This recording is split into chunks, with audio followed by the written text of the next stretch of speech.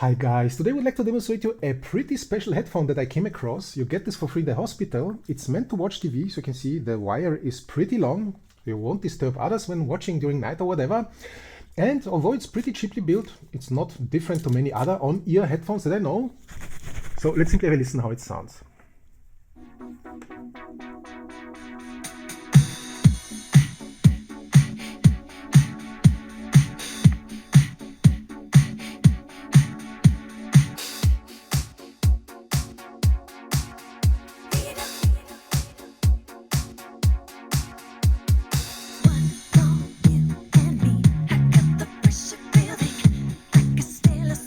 And like with most on-ear designs, the sound changes a lot when you move it around your head.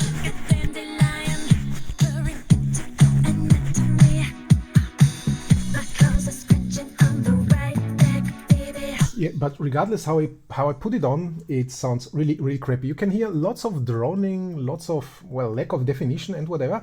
So let's simply try to maybe make something better out of it. So I will play some pink noise and we can maybe search for the flaws and correct for them together. So this is pink noise with its stock sound, unequalized. Now what can we do? The first thing that you probably hear is this weird upper bass droning. It's already better, so let's search for the correct frequency.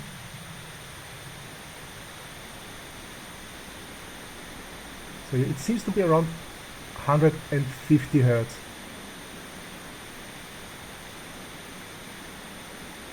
I will track it down for 150, 155. Then the next thing, there is some weird resonance in the upper mids. You can hear this. So we can also search for the right frequency to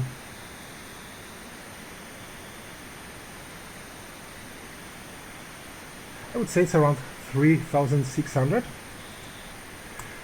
Another one, it lacks treble for sure, so it's not like pink noise sound. So let's add a bit of treble with some high shelf. But then you maybe notice some weird resonance in the treble. So it's gone. So when we try to track down this frequency,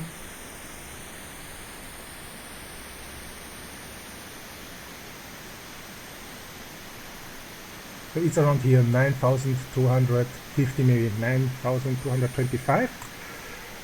So it's gone. And now let's listen again how this sounds.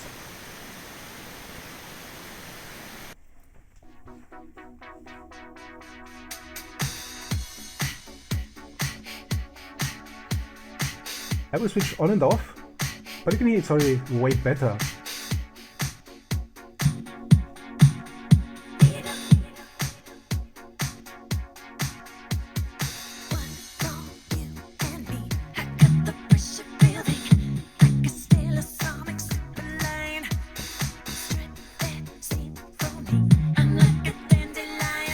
So we used 4 filters and it already sounds quite a bit better. Of course you can fine-tune this a lot more. So I have another setting where I used 15 filters, trying to correct for some details. So let's have a listen to this. So this is our 4 filter setting.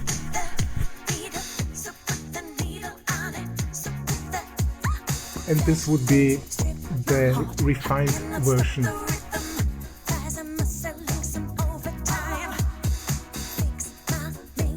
Let's try without.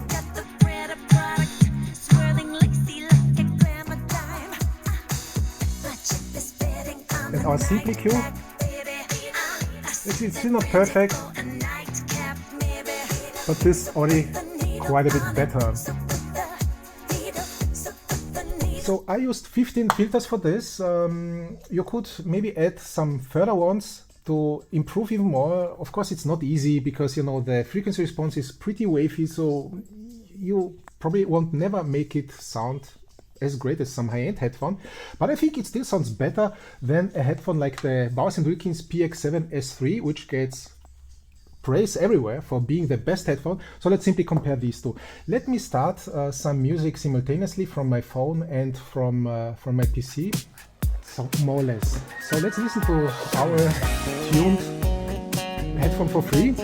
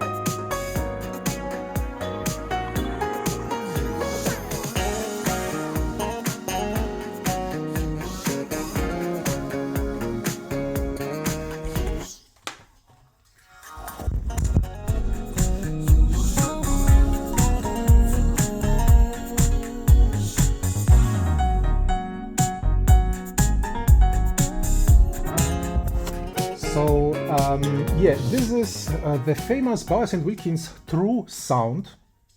Well, it's supposed to be, you know, like the artist intended, but it's nowhere close. So in the next video, I would shortly like to cover the Bowers and Wilkins PX7, as I think this deserves some attention. Also, due to all the praise, everywhere I saw reviews claiming this is the best.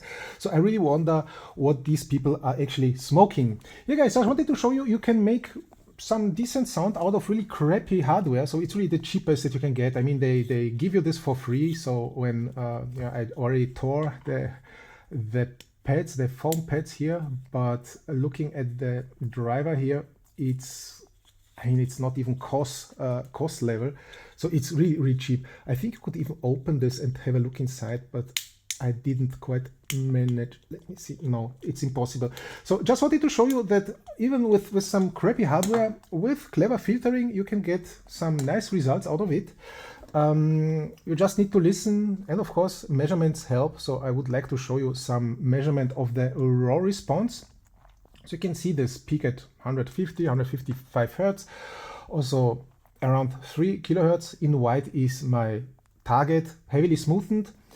And yeah, with correction, with the final one, it's close. There's still some gaps and some peaks which could be corrected for, but I think it's already way nicer than most other headphones. So the hardware actually doesn't matter that much. Of course, this resonance you get at 150 Hertz is some design flaw. So even correcting for this, you can still hear that the bass is not 100% clean. So of course, this would have needed to be improved more with some better damping maybe or whatever.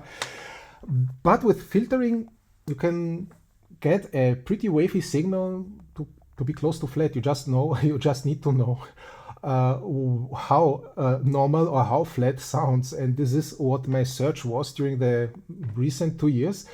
And I think I finally reached my goal. Finally, I know how a neutral headphone should really sound, but this definitely ain't. So this is horrible. And asking price, I think $450 or something for this crap. Sorry, but this is a scam, if you ask me. Yeah, guys, stay tuned for my short review of the Bowers & Wilkins PX7 S3. And then I will start maybe continuing with my own headphone. I hope you liked this. I hope this was helpful, and see you next time. Bye-bye.